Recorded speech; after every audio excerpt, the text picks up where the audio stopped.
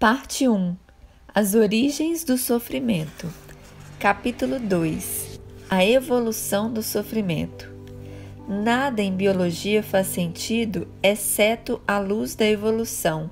Theodosius Dobzhansky. A vida é cheia de coisas maravilhosas, mas de momentos difíceis também. Observe o semblante das pessoas ao seu redor. Provavelmente carregam grande carga de tensão, desapontamento e preocupação. E você já conhece suas próprias frustrações e tristezas. As angústias da vida oscilam de leves sensações de solidão e desalento, passando por estresse, mágoa e raiva, até a perturbação e a angústia profunda. Isso tudo está contido no significado da palavra sofrimento. Muitos exemplos de sofrimento são moderados, mas crônicos, como um histórico de ansiedade, irritabilidade ou ausência de satisfação pessoal. É natural não querer sentir mais isso e, em seu lugar, experimentar mais contentamento, amor e paz. Para amenizar ou solucionar um problema, é preciso compreender suas causas. É por isso que todos os grandes médicos, psicólogos e mestres espirituais fazem os melhores diagnósticos. Por exemplo, em suas 4 nobres verdades, Buda identificou uma doença, o sofrimento. Diagnosticou a causa, desejo incontrolável em relação a alguma coisa, e determinou a cura, livrar-se de tal desejo, e prescreveu um tratamento, o caminho óctuplo. Neste capítulo, examinamos o sofrimento do ponto de vista de evolução com o propósito de diagnosticar suas fontes no cérebro. Quando você entende por que se sente nervoso, irritado, perturbado, compulsivo, triste, incapaz, esses sentimentos deixam de ter tanto poder sobre você. Isso, por si só, já traz certo alívio. Sua compreensão também vai ajudá-lo a fazer melhor uso da prescrição, entre aspas, que apresento no restante do livro. A evolução do cérebro. A vida teve início há 3,5 bilhões de anos. As criaturas multicelulares surgiram por volta de 650 milhões de anos atrás. Quando pegar um resfriado, pense que os micróbios têm uns 3 bilhões de anos de vantagem. Na época do surgimento das primeiras águas vivas, há 600 milhões de anos, os animais já haviam desenvolvido estruturas complexas o bastante para que seus sistemas motor e sensorial precisassem se comunicar entre si. Portanto, foram os primórdios do tecido neural. Conforme os animais evoluíram, o mesmo ocorreu com o sistema nervoso, que lentamente desenvolveu um centro de comando em forma de cérebro. A evolução se baseia em aptidões pré-existentes. A progressão da vida pode ser vista no próprio cérebro, na terminologia usada por Paul MacLean, para os níveis de desenvolvimento reptiliano, primitivo, o límbico, emocional e neocórtex, o racional. Observe a figura. Todas as figuras são inexatas e meramente ilustrativas. Os tecidos corticais, relativamente recentes, complexos, conceitualizados, lentos e difusos no aspecto motivacional, situam-se no topo das estruturas subcorticais e do tronco cerebral, antigas, simplistas, concretas, rápidas e intensas. A região subcortical fica no centro do cérebro, abaixo do córtex e acima do tronco cerebral. Este, grosso modo, corresponde ao cérebro reptiliano, mostrado na figura. Com o passar do dia, há uma espécie de combinação de cérebros moldando suas reações de baixo para cima. De qualquer maneira, o córtex moderno tem grande influência sobre o restante do cérebro e vem sendo mudado por pressões evolucionárias a fim de desenvolver habilidades cada vez mais aprimoradas para promover, criar laços, comunicar, cooperar e amar. O córtex se divide em 2 hemisférios, ligados pelo corpo caloso. Com a evolução, o hemisfério esquerdo, na maioria das pessoas, passou a ter como foco os processos sequenciais e linguísticos, enquanto o hemisfério direito assumiu os processos holísticos e visuais e espaciais. Naturalmente, os 2 lados do cérebro trabalham intimamente unidos, havendo uma em cada hemisfério, mas de maneira convencional, referimos-nos a elas no singular, o hipocampo, por exemplo. 3 estratégias de sobrevivência.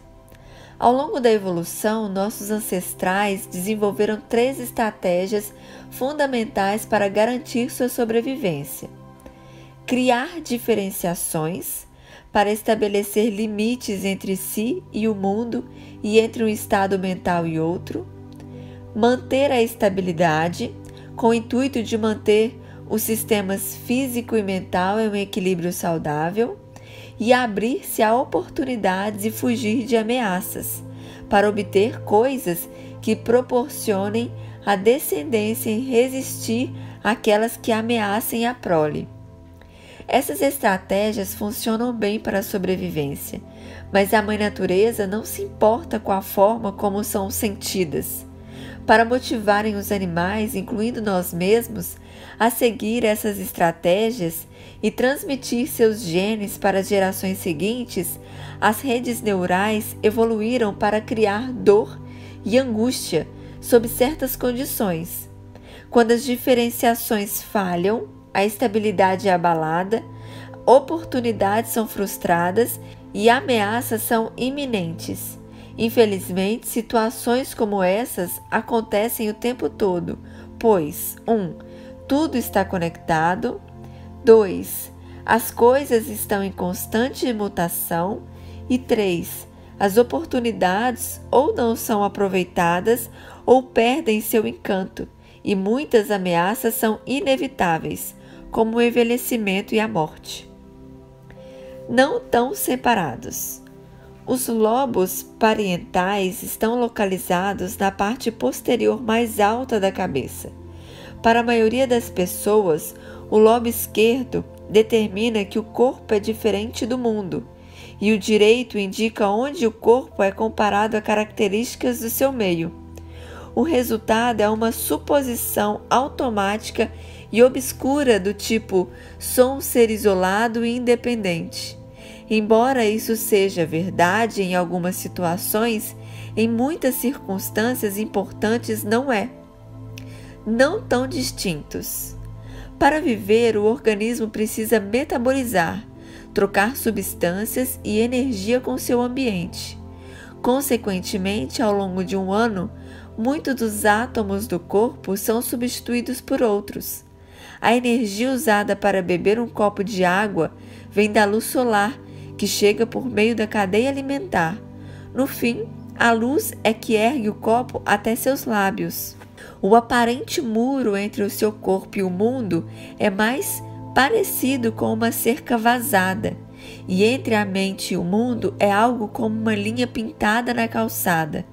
A linguagem e a cultura penetram e modam uma mente desde o momento em que nasce. A empatia e o amor sintonizam você naturalmente a outras pessoas, então sua mente e a delas entram na mesma frequência.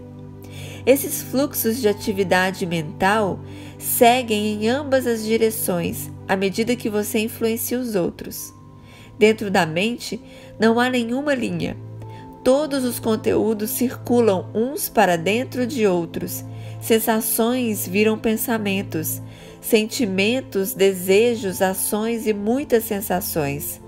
Essa corrente de consciência se correlacionam com uma cascata de circuitos neurais transitórios, cada um se desfazendo e formando o próximo, geralmente em menos de 1 segundo. Não tão independentes. Estou aqui porque um sérvio nacionalista assinou o arquiduque Francisco Ferdinando, desencadeando a Primeira Guerra Mundial, o que por sua vez levou ao improvável encontro entre meu pai e minha mãe, num baile do exército em 1944. Logicamente, há 1 milhão de razões para que qualquer pessoa esteja nesse mundo hoje. Até que ponto do passado conseguimos chegar? Meu filho, que nasceu com cordão umbilical enrolado no pescoço, está entre nós graças à tecnologia desenvolvida ao longo de centenas de anos. Ou podemos ir bem mais longe. A maior parte dos átomos do corpo nasceu dentro de uma estrela. No universo remoto, o hidrogênio era praticamente o único elemento. As estrelas são reatores nucleares gigantescos que agitam átomos de hidrogênio, produzindo elementos mais pesados e liberando grande quantidade de energia no processo. Aqueles átomos de explosão da estrela nova lançaram seus conteúdos para todos os lados. Com o tempo, nosso sistema solar começou a se formar e em cerca de 9 bilhões de anos, a partir da origem do universo, haviam átomos grandes em suficiente número para compor o planeta. As mãos que seguram esse livro e o cérebro que compreende essas palavras. Na verdade, você só está aqui porque haviam várias estrelas que explodiram. Seu corpo é composto de poeira estrelar. Sua mente também depende de incontáveis causas anteriores. Pense nos acontecimentos da vida e nas pessoas que ajudaram a formar suas opiniões, sua personalidade, suas emoções. Imagine se tivesse sido trocado na maternidade e criado por lojistas pobres no Quênia, ou por uma família abastada da área de petróleo no Texas. Até que ponto sua mente seria diferente hoje? O sofrimento da diferenciação. Como estamos todos conectados e temos uma relação de dependência mútua com o mundo, nossas tentativas de afastamento e independência são constantemente frustradas, o que produz sinais dolorosos de perturbação e ameaça. Mesmo quando nossos esforços são temporariamente bem-sucedidos, ainda causam sofrimento. Se você considera o mundo como não sou eu de jeito nenhum, isso pode ser arriscado, levando você a temê-lo e a resistir a ele. Mas se você disser, eu sou este corpo separado do mundo, as fragilidades do mundo se tornarão suas. Se pensa que ele é uma carga muito grande ou que não parece bem, você sofre. Se ele é ameaçado por doença, envelhecimento ou morte, como são todos os corpos, você sofre. Não tão permanente. O corpo, o cérebro e a mente têm diversos sistemas que devem manter um equilíbrio saudável. O problema, no entanto, é que diversas mudanças perturbam continuadamente esses sistemas, gerando sinais de ameaça, dor e angústia, ou seja, sofrimento. Somos sistemas dinamicamente inconstantes.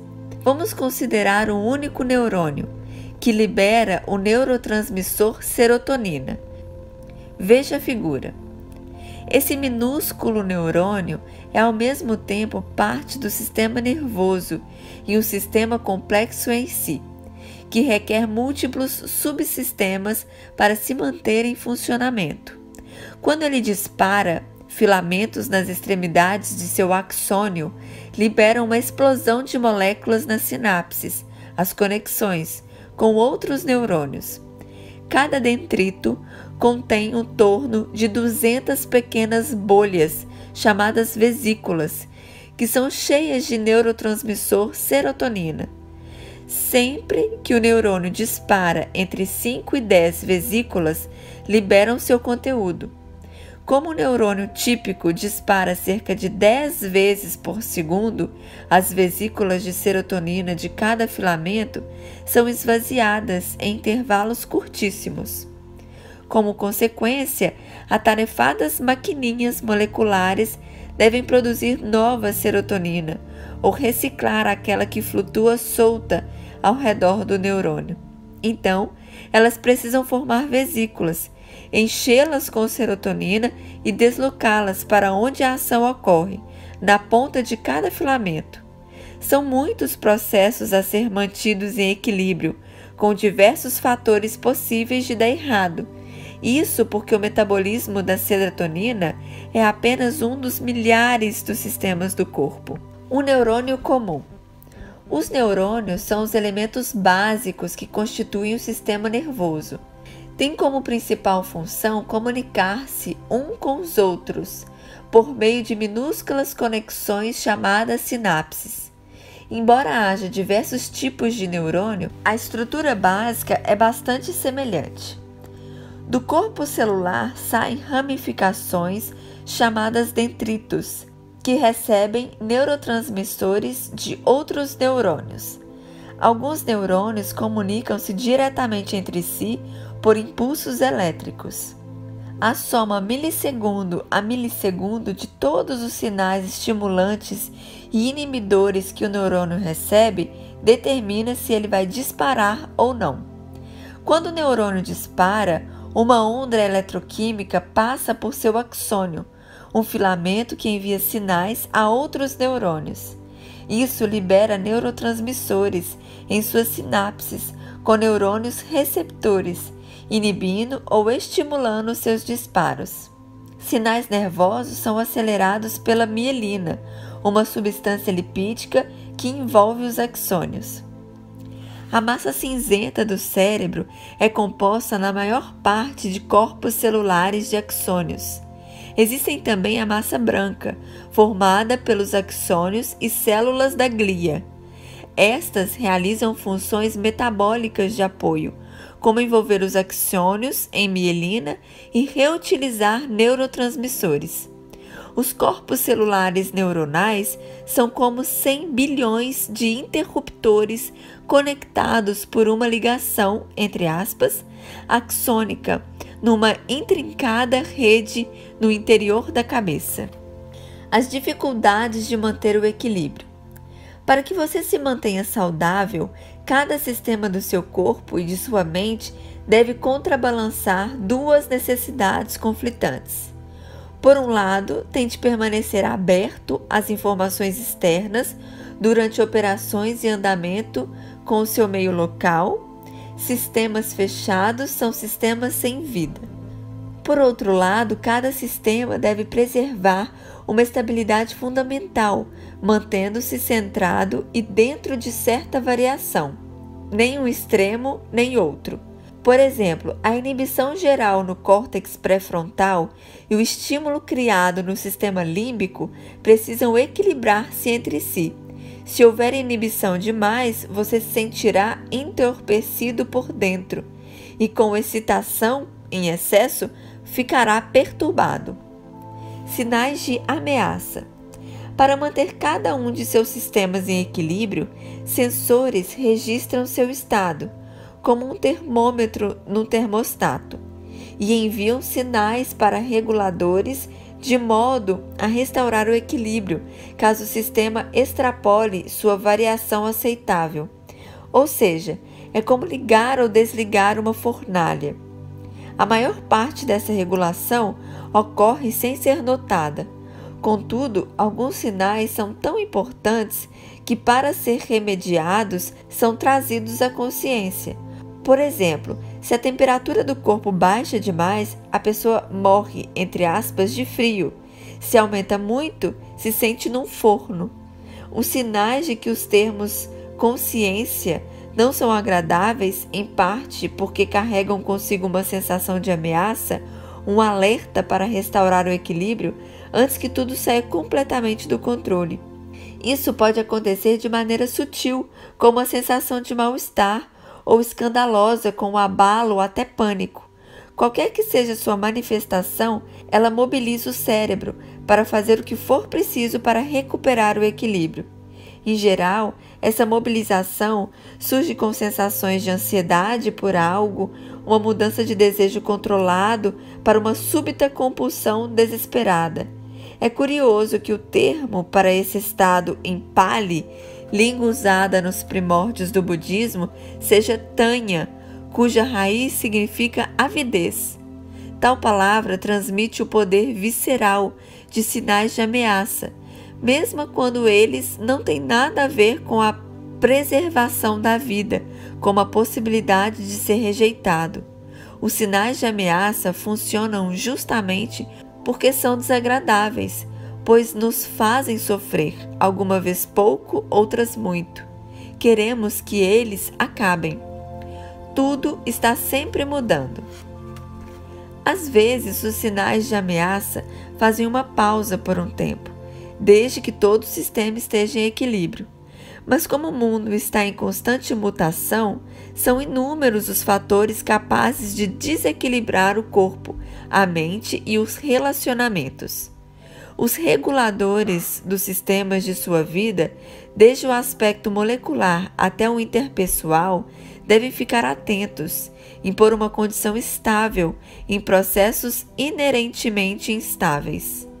Pense na inconstância do mundo físico, da volatilidade das partículas quânticas até o nosso Sol, que um dia crescerá até se tornar um gigante vermelho e engolirá a Terra. Ou então, pense na turbulência do sistema nervoso. Por exemplo, regiões do córtex pré-frontal, responsáveis pela manutenção da consciência, são atualizadas de 5 a 8 vezes por segundo. Essa instabilidade neurológica está por trás de todos os estados da mente. Cada pensamento envolve uma compartimentação momentânea do fluxo de células nervosas numa reunião coesa de sinapses que logo se dispensam em distúrbios férteis para a formação de outros pensamentos. Observe o simples ato de inspirar e expirar uma vez e você perceberá suas sensações mudando, dispersando-se e desaparecendo tão logo surgem. Tudo muda. Essa é a natureza universal da realidade externa e da experiência interna. Portanto, enquanto tivermos nosso equilíbrio, estará sujeito a perturbações.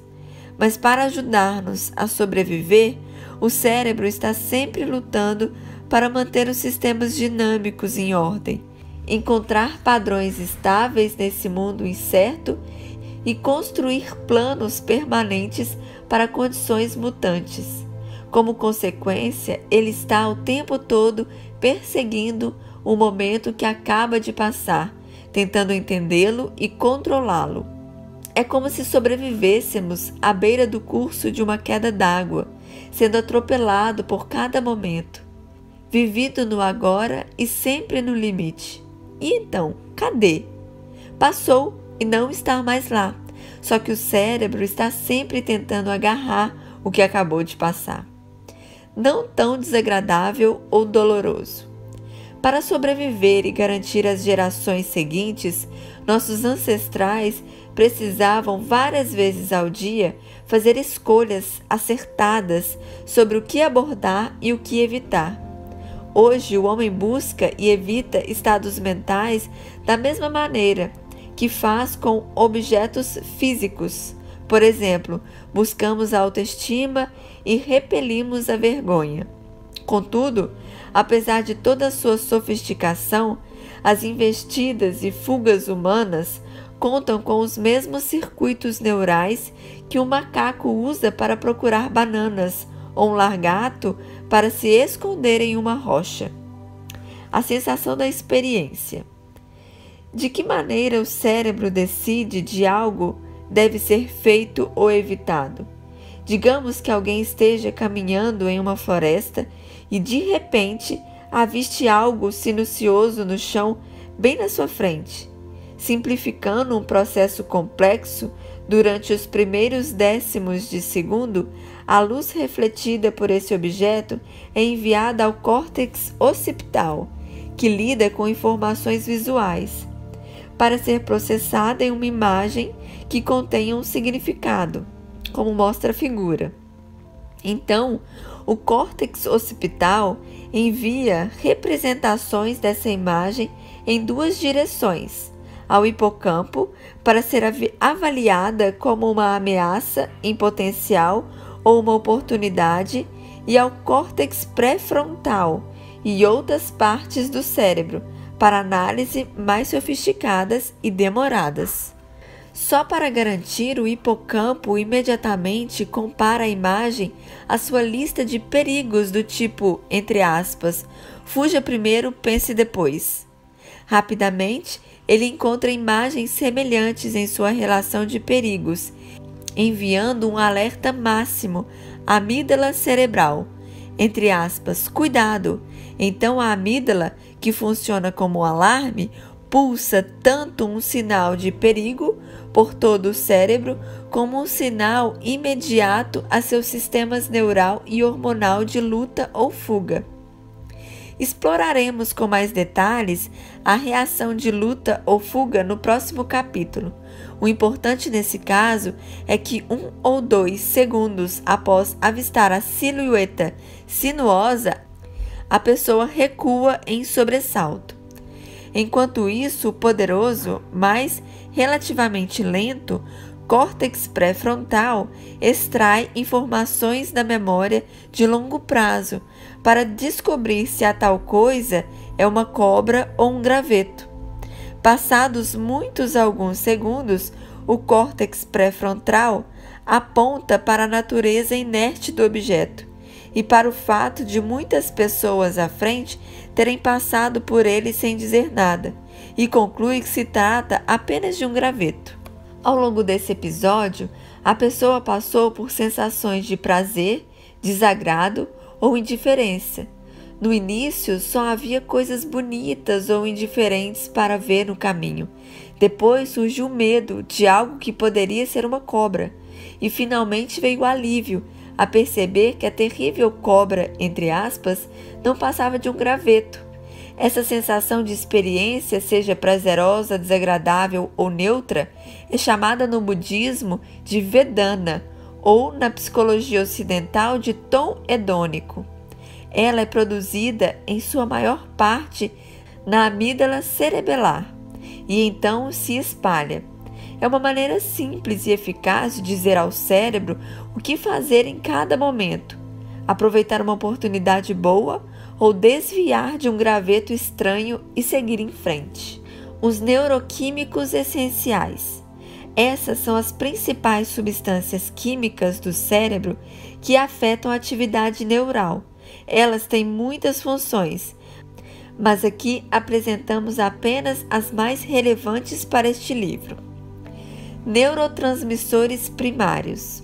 O glutamato excita os neurônios receptores. A GABA, sigla em inglês para ácido gama-aminobutírico, inibe os neurônios receptores. E os neuromoduladores. Essas substâncias, às vezes também chamadas de neurotransmissores, têm influência sobre os neurotransmissores primários, por serem liberados amplamente dentro do cérebro e têm grande efeito. A serotonina, que regula o humor, o sono e a digestão. Muitos antidepressivos têm como finalidade melhorar seu efeito. A dopamina tem relação com recompensas e atenção, promove atitudes de aproximação. A norepinefrina alerta e excita, e a acetilcolina estimula a vigília e o aprendizado. Os neuropeptídeos. Esses neuromoduladores são constituídos pelos peptídeos, um tipo específico de molécula orgânica. Os opioides, que reduzem o estresse, aliviam a dor e produzem sensação de bem-estar, como o prazer que se sente após a prática de exercício. Entre eles estão as endorfinas, a ocitocina, que promove o comportamento de cuidado e carinho com criança e o estreitamento de laços entre casais, associada com relacionamentos felizes e amor. As mulheres têm mais ocitocina que os homens. E a vasopressina contém o vínculo com o companheiro. Em homens pode gerar agressividade contra rivais sexuais. E outros neuroquímicos, como o cortisol, liberado pelas glândulas adrenais durante a reação de estresse, estimula a amígdala cerebelar e inibe o hipocampo, e o estrogênio. O cérebro, tanto de mulheres como de homens, contém receptores de estrogênio. Ele afeta o libido, o humor e a memória. Querer o inalcançável. 2 grandes sistemas neurais nos mantêm na mira dos nossos objetivos. O primeiro é baseado no neurotransmissor dopamina. Os neurônios responsáveis por liberá-lo se tornam mais ativos quando nos deparamos com coisas ligadas a recompensas ocorridas no passado, como quando recebemos uma mensagem de um amigo querido que não vemos há alguns meses. Tais neurônios também são estimulados quando encontramos algo que possa nos trazer recompensa no futuro, como quando alguém de quem gostamos diz que quer almoçar conosco um dia. Em nossa mente, essa atividade neural produz uma estimulante sensação de desejo. Queremos senti-la de novo. Quando, enfim, sai com essa pessoa, uma parte do nosso cérebro, denominada córtex cingulado, aproximadamente do tamanho de um dedo, na margem interior de cada hemisfério, indica se a expectativa, diversão com um amigo, boa comida, foi realmente atendida. Em caso positivo, os níveis de dopamina se mantêm estáveis, mas se tiver sido uma decepção, talvez o amigo estivesse de mau humor, o cingulado emite um sinal que faz baixar a dopamina. A dopamina em queda, em experiências subjetivas, pessoais, indica uma sensação desagradável, um descontentamento que leva ao desejo incontrolável por algo que se recupere seus níveis. O segundo sistema, baseado em diversos outros neuromoduladores, é a fonte bioquímica das sensações agradáveis, produzida pelos verdadeiros e esperados incentivos da vida. Quando essas substâncias químicas do prazer, entre aspas, opioides naturais, incluindo as endorfinas, ocitocinas, norepinefrinas, se lançam às sinapses, fortalecem os circuitos neuronais que estão ativos, aumentando a probabilidade de eles dispararem juntos no futuro.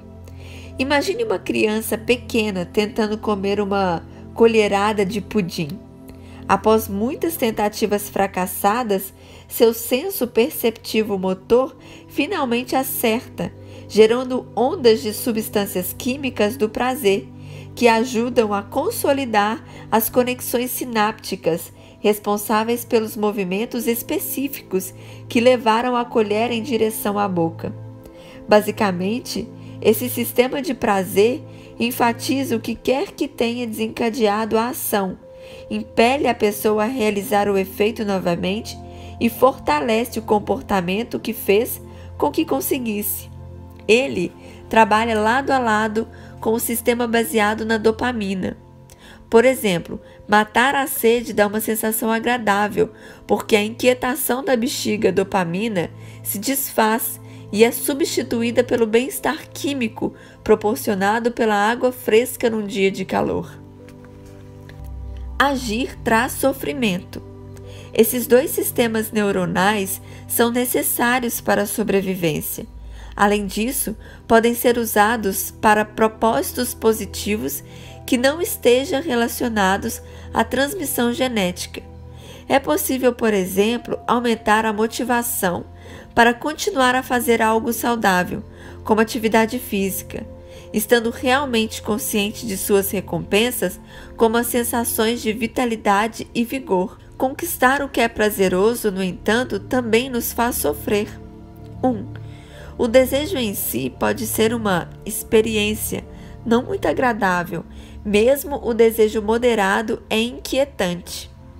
2. Quando não se pode ter o que quer, é natural sentir-se frustrado, decepcionado e desestimulado, até mesmo sem esperança e desanimado. 3. Ao finalmente realizar um desejo, a recompensa que se segue geralmente não é tão incrível. É legal, mas analise bem sua experiência. O biscoito era mesmo tão gostoso mesmo após a terceira mordida? A satisfação de ter sido bem avaliado no trabalho foi tão intensa ou duradoura? 4. Quando as recompensas são de fato magníficas, muitas têm um preço alto a pagar. Sobremesas deliciosas são um bom exemplo. Considere também a sensação de conquistar reconhecimento, vencer um debate ou persuadir os outros a agir de determinada maneira. Qual é a relação custo-benefício de verdade? 5. Mesmo quando se consegue o que quer, a sensação é realmente incrível e não há consequências ruins. Toda experiência prazerosa inevitavelmente muda ou acaba, até as melhores de todas. Diariamente você é separado das coisas de que gosta, e algum dia tal separação será definitiva. Amigos se distanciam, filhos saem de casa, carreiras chegam ao fim, bem como um dia sua própria vida.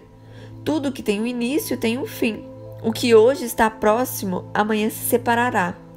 As experiências, portanto, não são capazes de nos satisfazer completamente. São uma base certa para a verdadeira felicidade. Usando uma analogia do mestre de meditação tailandês Ajahn Chah, aborrecer-se por um fato desagradável é como ser mordido por uma cobra. Tentar agarrar-se ao que é agradável é como pegar a cobra pela cauda, mas cedo ou mais tarde ela vai morder. Obstáculos são mais fortes que estímulos.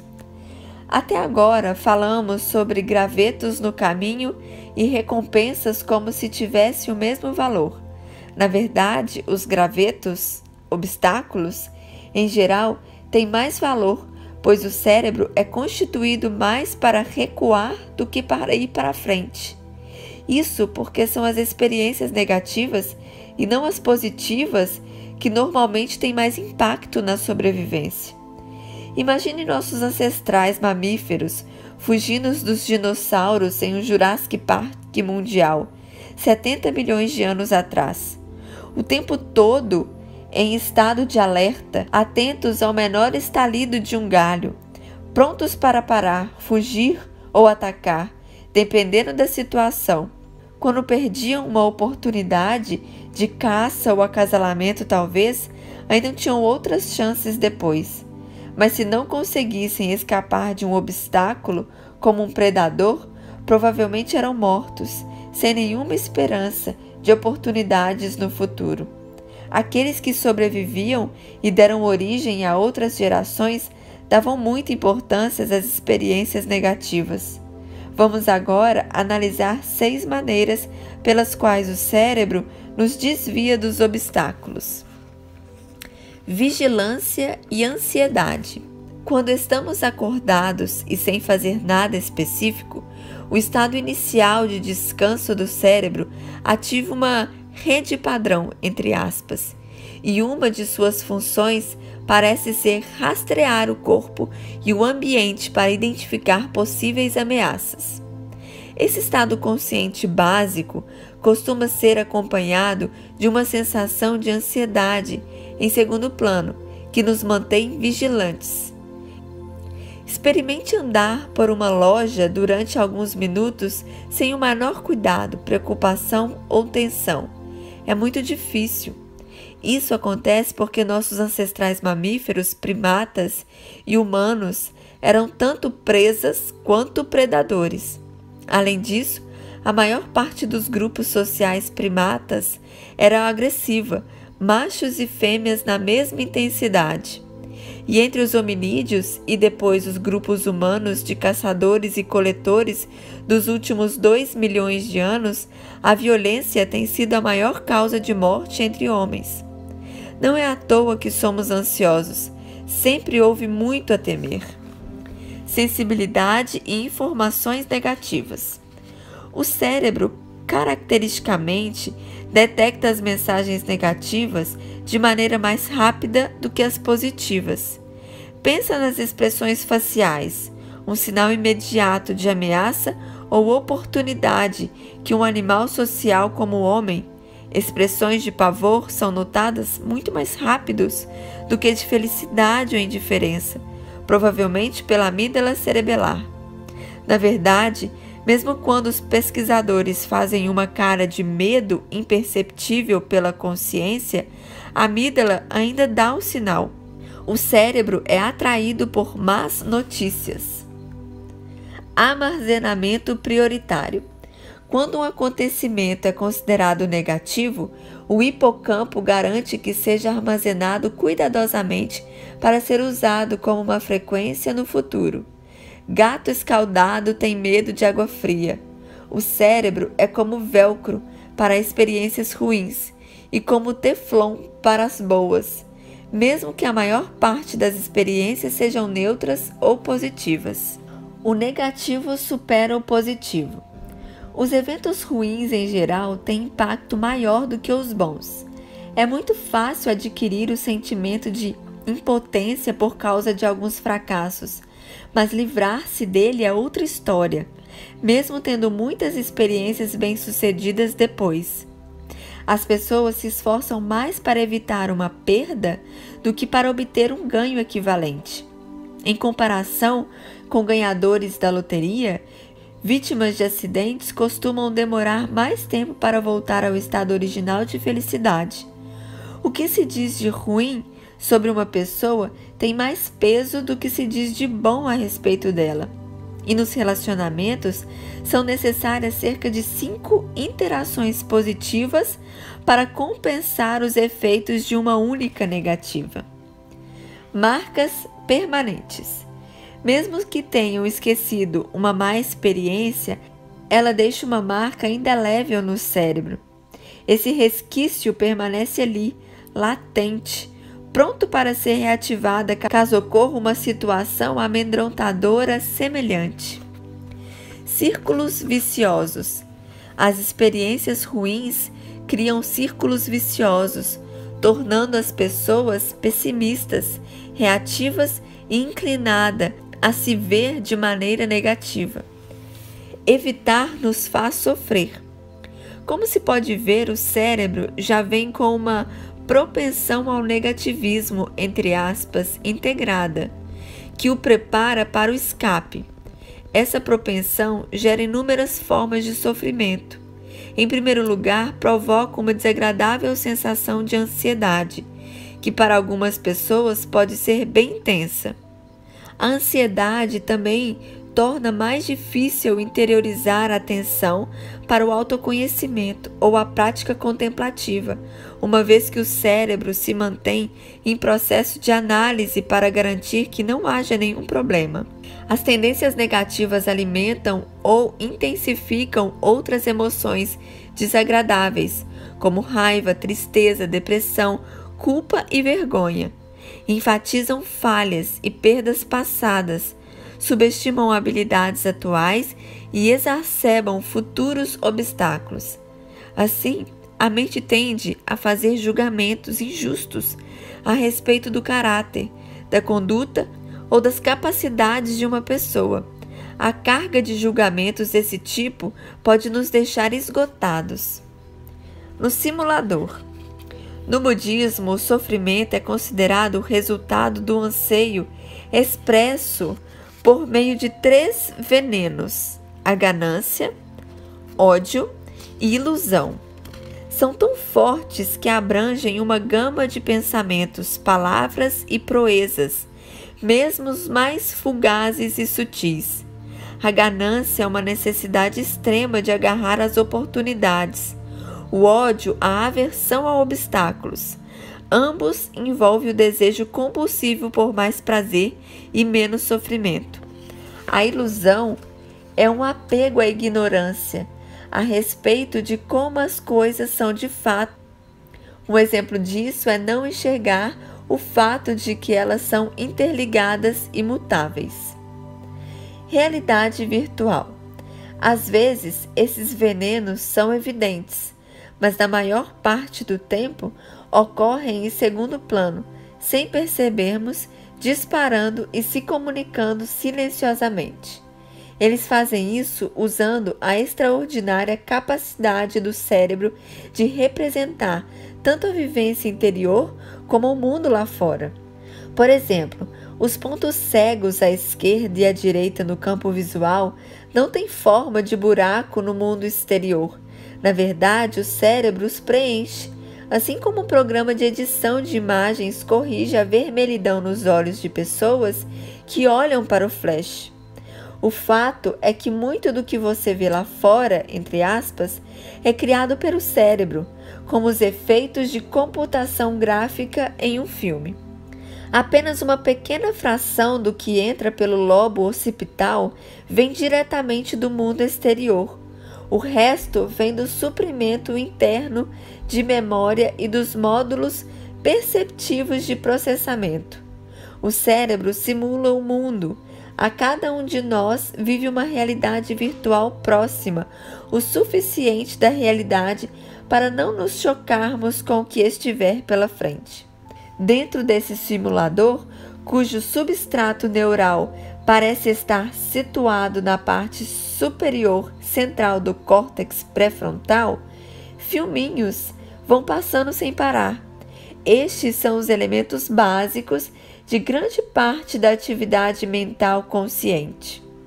Para nossos antepassados, simulações contínuas de acontecimentos passados possibilitavam sua sobrevivência, pois fortaleciam o aprendizado de comportamentos bem-sucedidos pela repetição de seus padrões de disparo neural.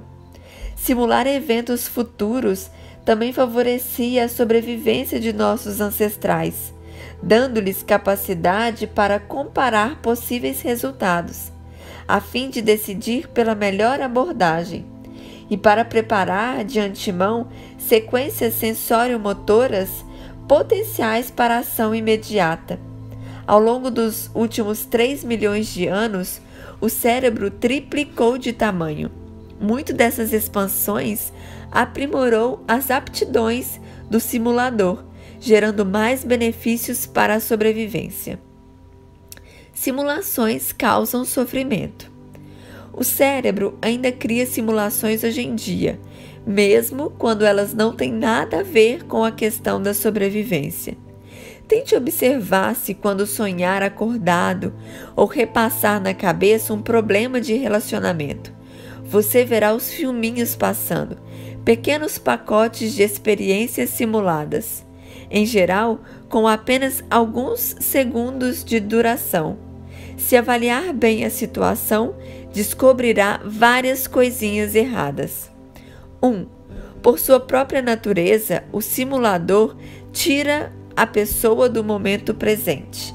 Ali está alguém assistindo a uma apresentação no trabalho, executando um serviço ou meditando, e de repente a mente está a milhares de quilômetros de distância, presa em um filminho. Mas é apenas no momento presente que encontramos a verdadeira felicidade, amor ou sabedoria. 2. No simulador, as coisas boas parecem extraordinárias. Esteja você pensando em repetir um pedaço de bolo ou imaginando a reação que um relatório no trabalho causará. Mas o que você realmente sente quando interpreta o filminho na vida real? É tão legal quando parecia ser na sua mente? Normalmente não é. Na verdade, as recompensas do cotidiano não são tão intensas quanto as que criamos no simulador. 3. Os filminhos no simulador são cheios de crenças. É claro que ele vai dizer isso se eu falar aquilo. É óbvio que vão me passar para trás. Às vezes, essas coisas são verbalizadas claramente, mas na maior parte do tempo são implícitas, integradas ao enredo da história. Então, as crenças explícitas e implícitas em suas simulações são verdadeiras?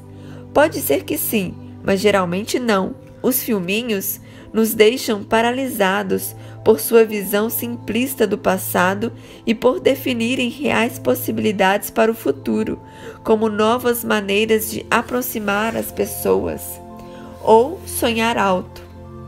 Crenças são as grades de uma cela invisível que o prendem a uma vida que é menor do que a que se poderia ter verdadeiramente. A sensação é semelhante à de um animal no zoológico, que é liberado em um grande parque, mas ainda está confinado nos limites da sua velha gaiola. 4. No simulador, eventos perturbadores do passado são revividos o tempo todo, o que infelizmente torna mais forte as associações neurais entre um fato e um sentimento doloroso que ele suscita. O simulador também prevê situações ameaçadoras no futuro, mas no fim, a maioria desses acontecimentos inquietantes nunca se materializa. E entre os que realmente ocorrem, muitas vezes a aflição experimentada é mais leve e breve do que se esperava. Imagine-se declarando seus sentimentos a alguém. Isso pode desencadear um filminho que termina em rejeição e decepção. Contudo, quando nos abrimos com uma pessoa, não é verdade que acabamos nos sentindo muito melhor? Resumindo, o simulador nos tira do momento presente, que nem são tão desagradáveis assim, enquanto ignoramos recompensas mais significativas como satisfação e paz interior. Esses filminhos mentais que criamos são cheios de convicções limitantes. Além de reforçarem emoções dolorosas, fazem com que nos desviemos de obstáculos que muitas vezes nem encontraremos no caminho ou que não são tão ruins como imaginávamos. E o simulador faz isso o tempo todo, dia após dia, até mesmo nos sonhos, construindo gradualmente a estrutura neural, boa parte da qual contribui para o sofrimento. Autocompaixão. Todo mundo tem seus momentos de sofrimento e muitas pessoas sofrem bastante. A compaixão é uma reação natural ao sofrimento, inclusive o próprio. A autocompaixão não é autopiedade, mas ternura, interesse e desejo de melhora, assim como a compaixão por outra pessoa, por ter uma carga emocional maior do que a autoestima, tem mais poder de deduzir o impacto de situações difíceis, preservando o amor próprio e construindo a resiliência. Esse sentimento também é liberador. Afinal, quando alguém se fecha no próprio sofrimento, é difícil ser receptivo ao sofrimento alheio. Além do sofrimento da vida cotidiana, o caminho do despertar tem experiências difíceis que também pedem compaixão. Para ser mais feliz, sábio e amoroso, às vezes é necessário lutar contra tendências antigas no próprio sistema nervoso. Por exemplo, sobre alguns pontos de vista, os 3 pilares da prática não são naturais. A virtude preserva reações emocionais que funcionam bem nas planícies africanas do Serengeti. A atenção plena reduz a vigilância exterior e a sabedoria transpõe crenças que uma vez já foram úteis para a nossa sobrevivência. Isso vai contra o padrão evolucionário para anular as causas do sofrimento.